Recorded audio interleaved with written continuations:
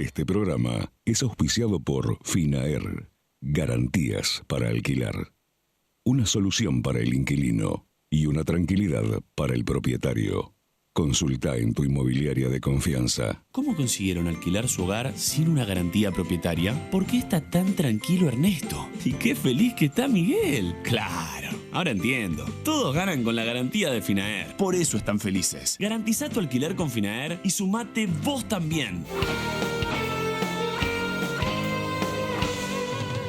¿Qué tal? ¿Cómo te va? Bienvenidos otra vez a Voces Inmobiliarias, como cada jueves a partir de las 20 horas por Canal Metro. El placer de encontrarnos para hablar del mercado inmobiliario, de lo que tiene que ver con el real estate, la vivienda y el sector de la construcción. A una semanita, ya hay unos días, un poquito más, de celebradas las elecciones con el triunfo de Alberto Fernández. Pequeños atisbos de reacción del mercado inmobiliario, hay un poco más de consultas. Obviamente, si tenemos en cuenta que en este momento no hay crédito hipotecarios, no se hacen casi operaciones con crédito, la gente sí ha ahorrado en dólares y el que tiene dólares está pensando, más allá de ver hacia dónde va el rumbo de la economía, hacia dónde va el país, qué va a hacer con esa plata en poco tiempo. Seguramente el mercado inmobiliario, como siempre lo fue, sea un refugio de valor, pero no podemos dejar de lado el tema de la confianza. Si las nuevas medidas que tienen que ver con el gobierno de Alberto Fernández después del 11 de diciembre aseguran un poquito de tranquilidad cambiaria, un poquito de paz en cuanto a la economía, bueno, posiblemente el mercado vuelva a ser, el mercado inmobiliario, un refugio de valor como siempre lo fue históricamente. Entre tanto, se discuten nuevamente leyes de alquileres, hay que ver si esto realmente se puede llegar a dar. Seguramente eso pasa el año que viene, todavía no lo sabemos. Hay mucha tensión en el mercado inmobiliario para saber qué tipo de ley nuevamente va a salir con el tema de los alquileres. Hoy programón, como siempre te contamos, la mejor propuesta en Voces Inmobiliarias. Ya me siento, voy a presentar a mis invitados. A mi izquierda tenemos a Diego Migliorisi, que es abogado, corredor inmobiliario. Bienvenido, Diego, ¿cómo andás? ¿Qué tal? Muy buenas tardes. Un placer que estés aquí, ¿eh? Igualmente. A su lado, Matías Carugati, economista. Siempre un economista es fundamental en la mesa de voces. ¿Cómo andas, Matías? Todo bien, gracias por la invitación. Por favor. Vamos a hablar muchísimo. Vamos a ver qué nos podés contar de bueno o de no tan bueno que lo que tiene que ver con la economía.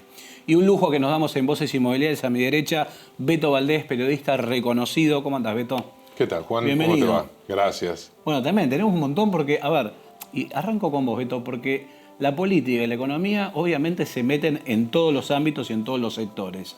Y uno está expectante para ver qué va a pasar con el gobierno de Alberto Fernández. Mientras tanto, en la transición con un gobierno que se está yendo, con no sabemos si un futuro líder de la oposición, Macri quiere serlo, aparentemente.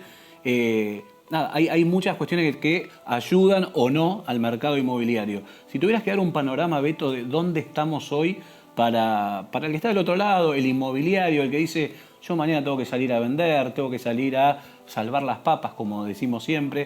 ¿Qué le dirías?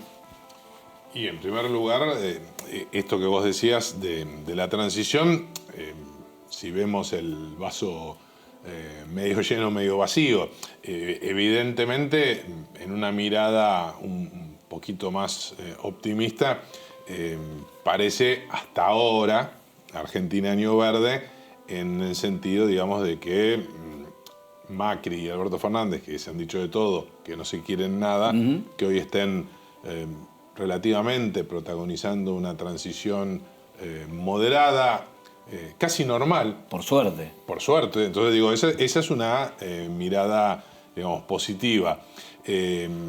Ahora bien, en términos de lo que todos miran, que es el devenir y fundamentalmente lo que vaya a ser el presidente electo, y ahí te diría que vemos un Fernández ganando tiempo, no hablando prácticamente de economía, ni de economía ni de endeudamiento, no anunciando su equipo económico esencialmente, o quién va a ser el sucesor de Guido Sanleris en el Banco Central. ¿Va a esperar al final, Beto, decís? Sí, sí. Claramente. Si fuera por él, 11, 12 de diciembre, claro, más o menos. Es decir, asume él y le daría... No quiere, primero, no quiere desgastar a las figuras que va a poner en la cancha. En todo caso, él es consciente de que la luna de miel, parte de su luna de miel comenzó el 11 de agosto. Claro. El 11 de agosto, porque convengamos que más allá de la expresión de deseos, del sí se puede, en líneas generales el mundo político, el círculo rojo, quienes toman decisiones económicas, ya consideraban que era irreversible, que iba a ser presidente. Con lo cual es un enorme interrogante lo que vaya a ocurrir en materia económica, de certidumbre, en lo relacionado con lo que vos decías, ley de alquileres. ¿Qué va a pasar con bienes personales? Que también es muy importante a la hora de pensar en comprar una propiedad. Es decir, me parece que en ese campo lo que vemos es una transición ordenada, pero muchos más interrogantes que certezas. Le diste pie a Matías con el tema de la economía. Por suerte tenemos un especialista siempre a nivel económico. Matías, ¿qué observas vos en materia económica? ¿Qué se viene después del 11 de diciembre y cómo llegamos al 11? Bueno, estamos viviendo, como bien decía Beto, una transición bastante ordenada hasta ahora. Esto es Argentina, así que hay que seguirlo día a día. Haciendo un poco Macri el trabajo sucio que tal vez Alberto Fernández no quisiera hacer en sus primeros días de mandato, descongelando el precio de las naftas, posiblemente descongelando el resto de las tarifas de servicios públicos, endureciendo el cepo, toda una serie de medidas que ha adoptado para la campaña que perdió y que ahora se ve obligado también a desmontar ese esquema, y lo está haciendo de una manera relativamente ordenada. Te diría que los dilemas de la transición es, cuán deteriorada va a llegar la economía al 10 de diciembre. Pero reservas, ¿no? También. Sobre todo estamos todos mirando el número de reservas, y no las brutas, sino las netas, es decir, las que tiene realmente disponibles el Banco Central para enfrentar cualquier tipo de corrida cambiaria o de tensión cambiaria. Se habla de 10.000, ¿no? Se habla de 10.000, hoy están alrededor, depende de quién haga el cálculo, está entre 12 y 14, sí. Y al ritmo que creemos que puede ir perdiendo el Banco Central de acá en adelante, podría rondar en un escenario de 10.000. Obviamente que es todo sujeto a la incertidumbre, claro, de acá hasta el 10 de diciembre, pero ese sería un número. Serían más reservas con las que entró Mauricio Macri en términos netos en el 10 de diciembre de 2015, pero aún así insuficientes para liberar el mercado cambiario por completo. O sea que ya ahí sabemos, a pesar de la incertidumbre respecto al equipo económico, las políticas que podría llegar a implementar Alberto Fernández, tenemos una certeza: el cepo llegó para quedarse. ¿Y para profundizarse? Y te diría que a medida que nosotros vamos extendiendo el cepo a lo largo del tiempo, la gente empieza a encontrar los agujeros. Claro. Más teniendo la experiencia de 2011-2015, donde los argentinos ya un poco aprendimos a saltarnos las barreras. Fíjate vos, el tema de esto de que les prohíben el uso de la tarjeta de crédito en los casinos, ¿no? Esto tardó menos de una semana en implementarse. Bueno, en la vez pasada llevó su buen tiempo hasta que el Banco Central de ese entonces se dio cuenta que los argentinos iban al casino y usaban la tarjeta de crédito para hacerse dólares en efectivo. Ahora tardaron pocos días. Bueno, a medida que tenés el cepo a lo largo del tiempo, el Banco Central va a tener que ir endureciendo para evitar que se filtre. Obviamente eso va a traerle costos a la economía, claro, pero de vuelta, tampoco puede desregular completamente porque no tenés reservas para defender el tipo de cambio. Más allá de la cuestión de si está atrasado o no está atrasado, no podés defenderlo si te viene una corrida financiera, no lo podés defender porque no te alcanza el poder de fuego. Entonces por eso el cepo es una cosa que va a seguir. Otro tema importante, y me parece que ya tendrían que estar empezando a pensarlo o trabajarlo, es el tema de la deuda. Y lo digo porque en el sentido de que Argentina, sin acceso al mercado financiero, no tiene capacidad de pago para el año que viene para enfrentar todas sus necesidades. No solo el déficit fiscal, sino los vencimientos de capitales e intereses que tiene que hacer de la deuda pública. Sí, aproximadamente 12 puntos del PBI. Solo con el sector privado y organismos internacionales. Es decir, tachando la deuda que el Estado se debe a sí mismo. Y eso que en cualquier país normal diría, deuda que vence, emito un bono y con eso que consigo pago lo que me venció, acá en la Argentina no lo puede hacer. Y entonces no puedes poner 12 puntos del PBI arriba de la mesa todo junto. ¿Y por qué digo que es importante? Porque si Argentina eventualmente cae en default y se abre un proceso prolongado de reestructuración, es costoso para la economía, es costoso no solo para el Estado, sino para el sector privado también, donde ahí se ve alterado toda la vida económica. Y eso es un tema que va a ser fundamental para tratar de estabilizar o por lo menos para frenar la caída económica. Ahora vamos a profundizar en un ratito sobre la economía. Diego, entre la política y la economía está el sector inmobiliario. ¿Cómo reaccionó, cómo ves vos la charla con los propietarios estos 10 días que pasaron después del triunfo de Alberto? ¿Y qué, según tu experiencia, que hace mucho que estás en el tema del mercado inmobiliario, qué puede llegar a pasar, ¿no? Hablábamos al principio de confianza. Sí, claro.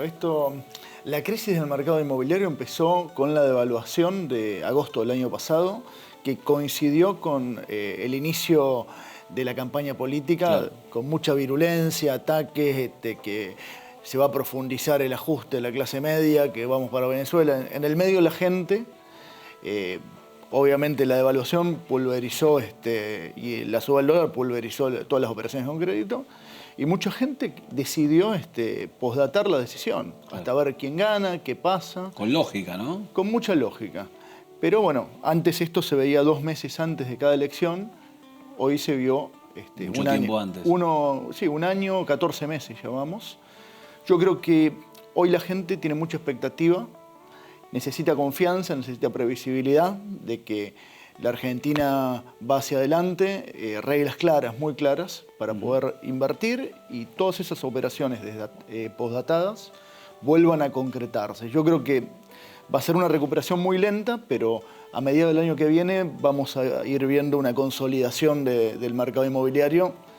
Obviamente el crédito con estos niveles del dólar y de inflación es imposible que vuelva, pero el mercado tradicional, hay muchos dólares ahorrados de la gente esperando esos signos de confianza para poder invertir. Beto, esta transición que se da entre el gobierno de Macri y Alberto que asume el 10, ¿vos crees que muchas de las decisiones que tendría que tomar Alberto las está tomando ahora Macri? Estas charlas que suponemos que nosotros no sabemos son mucho más frecuentes de las que se dicen oficialmente. Siempre la verdad está a mitad de camino, ¿no? Sí. En algún momento se hablaba de que prácticamente estaba roto el diálogo y sí hablaban en segundas líneas, Rogelio Frigerio con Massa, con Guado de Pedro. Lo mismo la Cunza con los integrantes del equipo económico de Alberto. La cuestión, evidentemente, es que más allá de lo que se converse, que quizás no es ni cero ni tanto, el presidente electo está obligado primero a no hacerse cargo, que no es un cogobierno, y también por la misma presión que le metió Axel Kicillof desde el domingo a la noche, desde ese momento y al día siguiente con conferencia de prensa.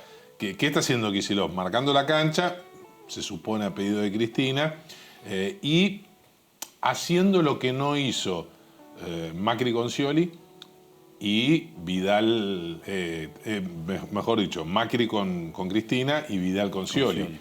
Es decir, no sobreestimar, incluso te diría, o plantear que la herencia es complicada para bajar las expectativas y sobre todo relacionado con lo que nos ocupa, ¿no? El tema de la certidumbre o la confianza, claro, que me parece que está planteada hoy por hoy, más allá de lo que viene ocurriendo en el mercado financiero. Concretamente, oferta de dólares sigue habiendo realmente muy poca. Claro. Entonces, ese me parece que es un elemento muy condicionante. Es el Banco Central el gran oferente.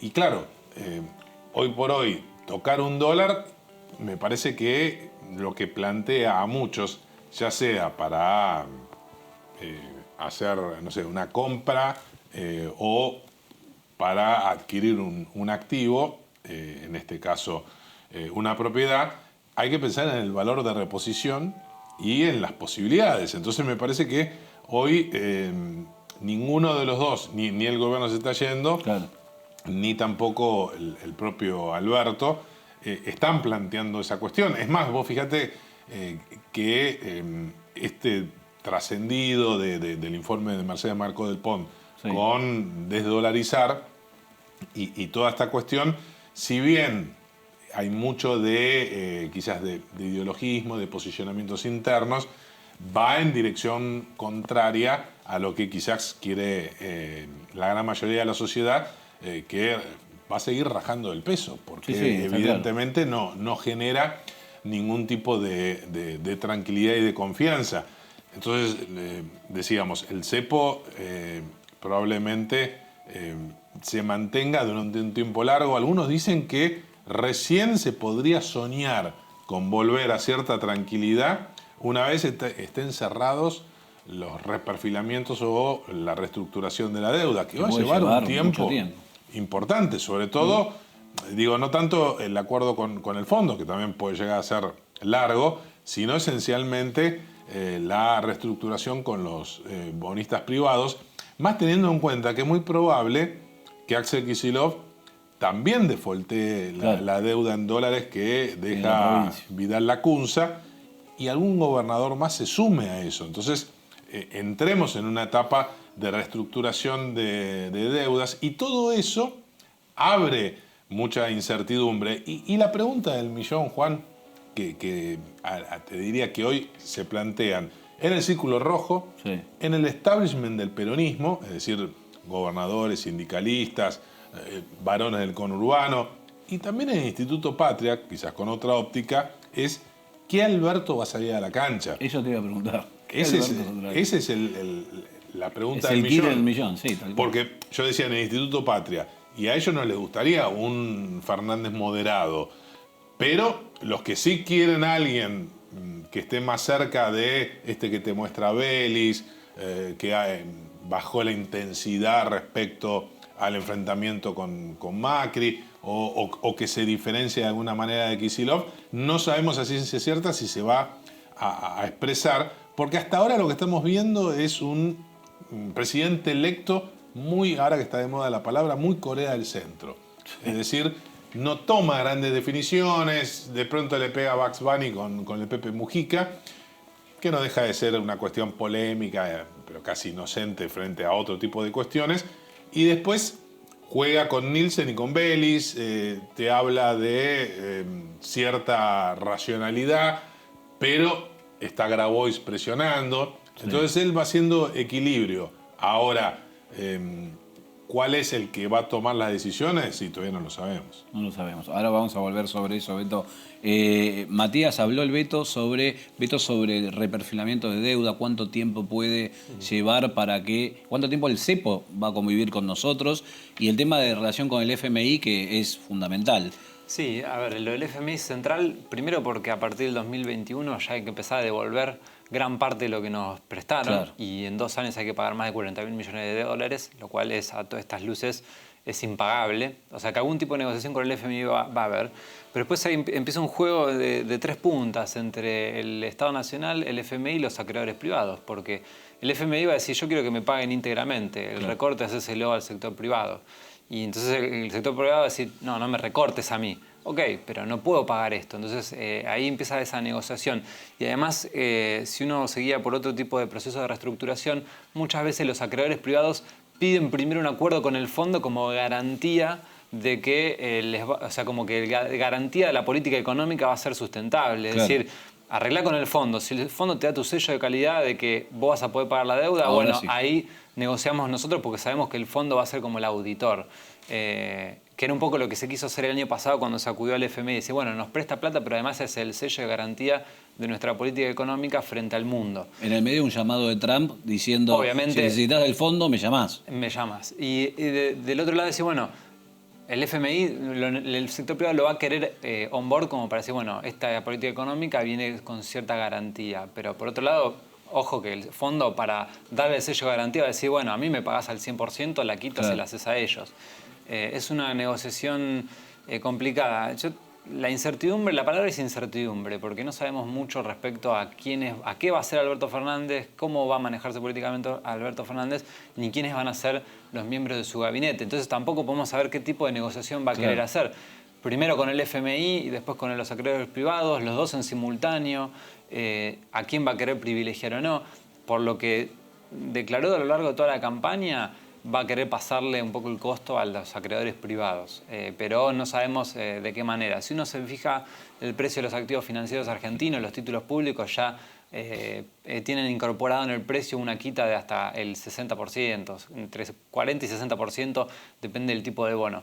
Lo cual ya te está hablando de una reestructuración muy agresiva, distinto de lo que es la salida a la Uruguay que Alberto mismo habló Que se durante había la mencionado. campaña, que era una negociación sin quita, con extensión de plazos, muy amistosa, pero que tenía un lado B esa moneda, que era un superávit fiscal de más de 3 puntos del PBI.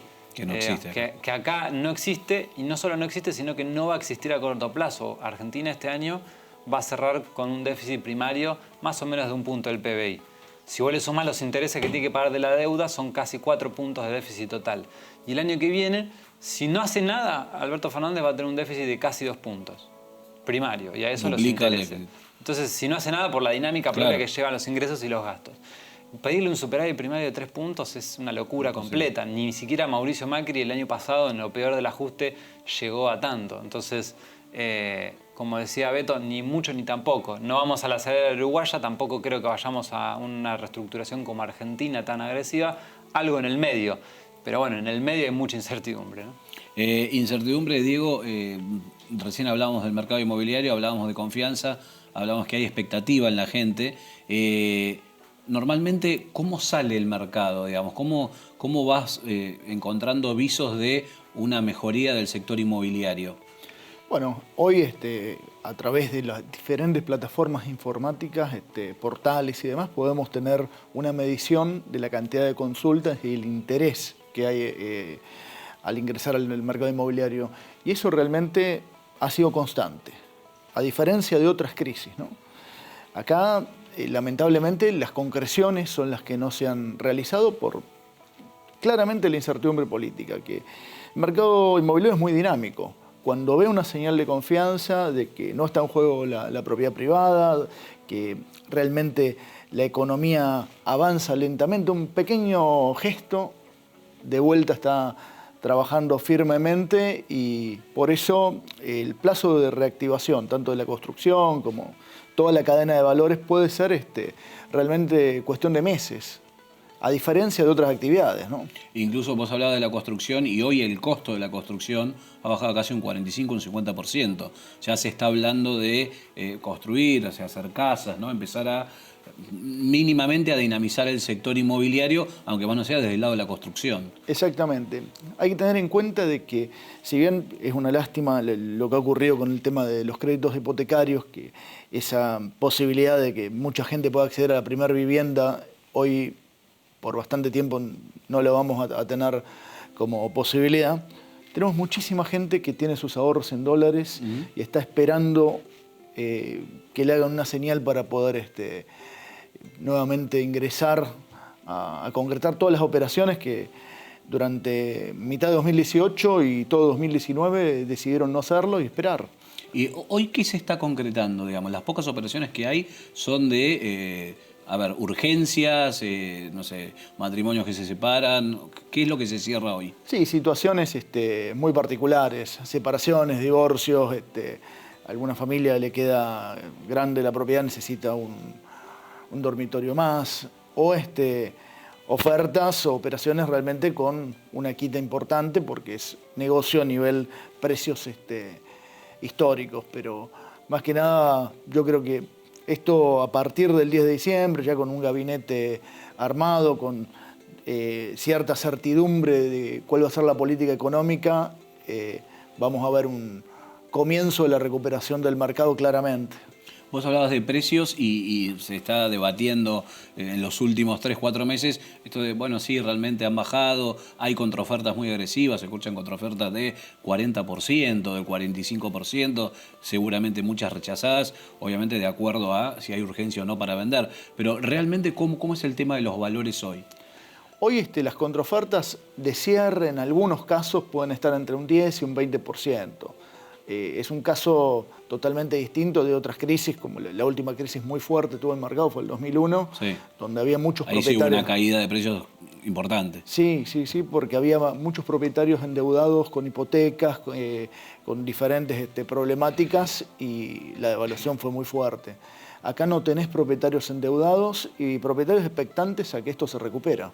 Totalmente. Beto, en cuanto a lo que es la política de Alberto, digamos, internacional, del exterior, uno por lo menos escucha que Felipe Solá puede ser el canciller, nombran a otros también otros posibles funcionarios. México, primer viaje de Alberto Fernández, López Obrador, posible alianza, Estados Unidos, ahí. Sí. Bueno, ahí también vamos a ver lo que planteaba antes de Corea del Centro. Es decir, si bien ha tomado un poquito de distancias de lo que podría ser la política exterior de Macri, que fue quizás el estandarte más fuerte de su gestión, y con un fuerte, digamos, distanciamiento de los viejos aliados de Cristina, Venezuela, Irán y compañía, que Alberto no fue ahí, sino más a mitad de camino. El alineamiento fuerte con los Estados Unidos, las coincidencias con Donald Trump, pese a haber apostado en su momento por Hillary Clinton. Y lo que vemos de Alberto es tratar de jugar un poco o esconderse en el multilateralismo, en cierta cuestión latinoamericana, pero claro, arranca con una crisis difícil y complicada, bien bilateral, porque hay responsabilidades compartidas, que es con Brasil. Eso es fundamental, ¿no? Si eso no lo arreglamos, perdemos los dos. Va a ser muy complicado. Ahí va a ser interesante mirar el último viaje del presidente Macri, casi su despedida como hombre de Estado en el exterior, es su reunión en Brasilia con Bolsonaro. Hay quienes dicen, y si eso llegara a lograr, me parece que ya se iría realmente muy bien Macri, una especie de acercamiento entre su sucesor y Bolsonaro, que también había arrancado mal la relación con Macri. Y ahí quizás se pueda llegar a ordenar de alguna manera. ¿Por qué? Porque esto que presentó en la semana Alberto Fernández después de su encuentro con López Obrador, esto de querer reemplazar comercialmente como socio a México en la Argentina, está bárbaro, pero no se hace de un día para el otro, y tampoco es tan sencillo para los sectores involucrados, especialmente el sector automotriz. Entonces lo que vemos ahí es una diplomacia que trata de mostrar por el momento cierta vinculación con países más progresistas, no defender a rajatabla al régimen de Maduro, pero tampoco decir que es una dictadura.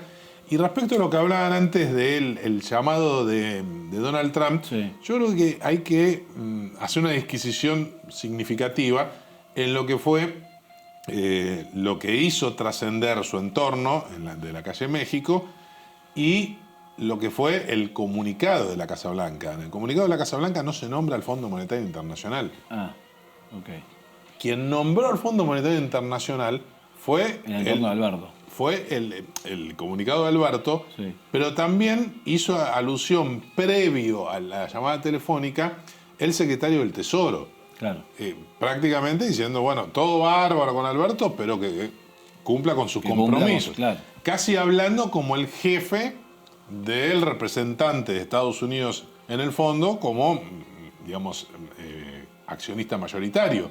Entonces me parece que ahí la cuestión está bueno, porque uno se imaginaba que iba a ser más tensa la relación con la Casa Blanca, se empieza a tratar de convivir, pero tampoco significa que el fondo está a disposición o que puede llegar a extremar medidas como si lo hizo con Macri. Eso se verá al andar.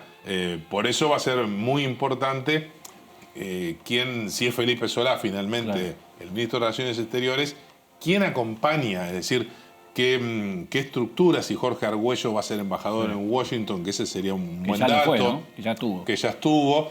Que mucho tuvo que ver con la llamada telefónica de Trump a Alberto. ¿Quién va a ser el vicecanciller? Es decir, ¿por qué? Porque Solá sabemos que va a ser más el hombre político y el hombre de confianza de Alberto, pero lo importante es cómo se va a trabajar con la diplomacia y quiénes van a ser los embajadores en los países hoy estratégicos. ¿Quién va a ir a Brasil? Eso va a ser muy importante. ¿Quién va a ir a Washington? ¿Quién va a ir a Londres? Es decir, hay una cantidad de interrogantes que están también vinculados a todas las dudas y el misterio del que está jugando Fernández a la hora de elegir a su gabinete. Hoy se puede decir que para apostar, bueno, Moroni está confirmado en Para fin. trabajo. En trabajo, exacto. En trabajo, como ministro de Trabajo.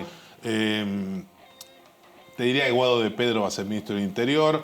Lo de Santiago Cafiero, jefe de gabinete o secretario general de la presidencia. Algunos dicen que Nielsen ha ganado acciones para ser ministro de Economía, no de Hacienda, de Economía. Es decir, capaz que un ministerio un poco más grande.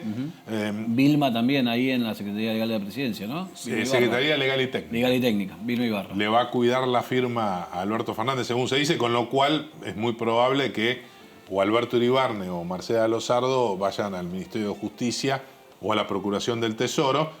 Gustavo Vélez en un área de pensamiento estratégico. Y me parece que ahí el dato quizás más relevante y que más debe interesar a este programa es quién va a ser el sucesor de Sanleris, si es Culfas o si es Miguel Ángel Pese, un hombre que ya fue vicepresidente del Banco Central. Que viene del radicalismo. Viene del radicalismo, pero muy amigo de Alberto Fernández, claro. Estuvo con Redrado, sí. Supo estar también con Mercedes Marcó del Pont y Redrado terminó no. con Banoli. No en principio. Parecería que no. Por lo menos en esta etapa parecería que no. Muchos lo veían como ministro y era una expresión de deseos de muchos sectores del mundo financiero. Está Daniel Marx dando vueltas también por el tema de reestructuración. Por el tema de la deuda. Sí. Hay que ver cómo convive Marx, si también Nielsen se encarga de eso. Y también el otro elemento es si finalmente se va a lograr esa frutilla del postre que quiere Alberto, que Roberto Lavagna tenga algún protagonismo, no ministro, pero al frente del Consejo Económico y Social. Claro. Sería una señal, digamos, positiva en este contexto, alguien que tiene realmente predicamento y experiencia, ¿no? Sumaría, pero bueno, hay que ver si un ministro de Economía conviviría con Lavagna y Lavagna con él, ¿no? Sí, no es menor eso. Y en tema vivienda, aparentemente María Eugenia Bielsa sería la que estaría al frente de Vivienda y Hábitat. Sí, ha crecido mucho en confianza y en predicamento y Alberto la está mostrando mucho, ¿no? Hay figuras que empiezan a tener cierta relevancia. De todas maneras, pongamos que hoy tenemos la formación que sale a la cancha. Igual aunque la tuviéramos, nos olvidamos de Daniel Arroyo también en Desarrollo Social, aunque la tuviéramos, no sabemos a ciencia cierta. Fundamentalmente lo que más nos importa en este instante, que es la política económica. Tal cual. Y lo que sí sabemos es que no va a haber un plan económico, que va a haber medidas. ¿Lo hubo en estos 4 años? No, tampoco. Venimos a la deriva. Lo que pasa es que parecería imprescindible un plan económico, sin embargo, lo que se tiende más es al pacto económico y social, a medidas para fin de año con buenas noticias y paralelamente a la negociación con el fondo y con los deudores privados que también van a condicionar la política fiscal y la política económica. Vamos a ir a un pequeño corte y ya seguimos con más voces inmobiliarias. Interesantísimo el programa de hoy.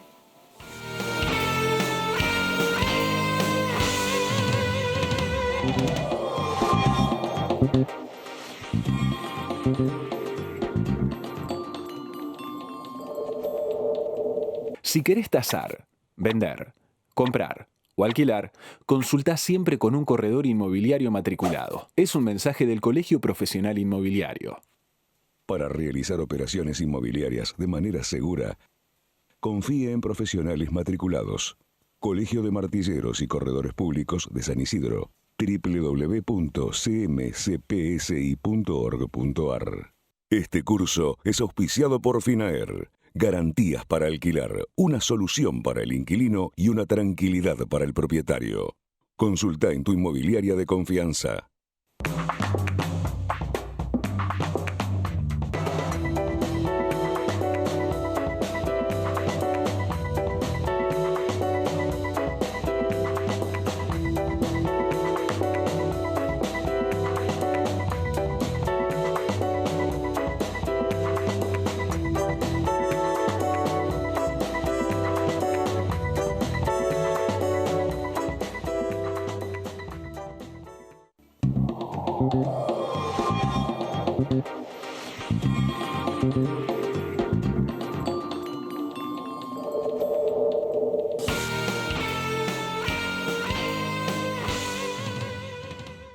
Volvemos con más voces inmobiliarias y como siempre tenemos algunas notas del sector de nuestro mercado.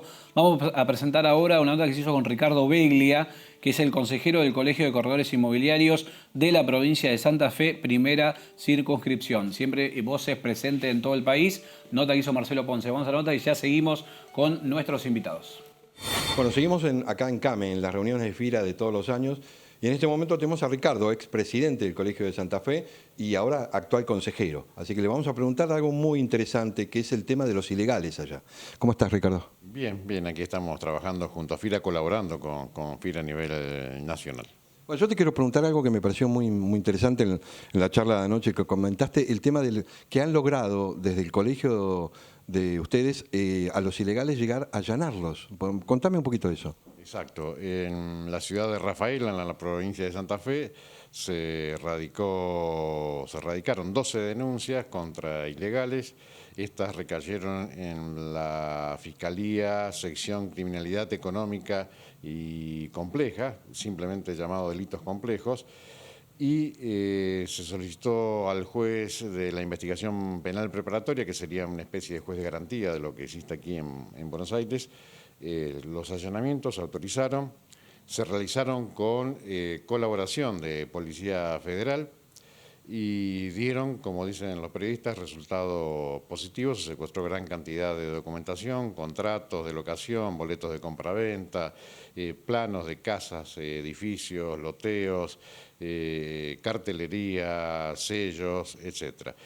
Y se encontraron vestigios de lo que podría ser una gran evasión fiscal, porque mucha de esa documentación no estaba debidamente registrada, sellada.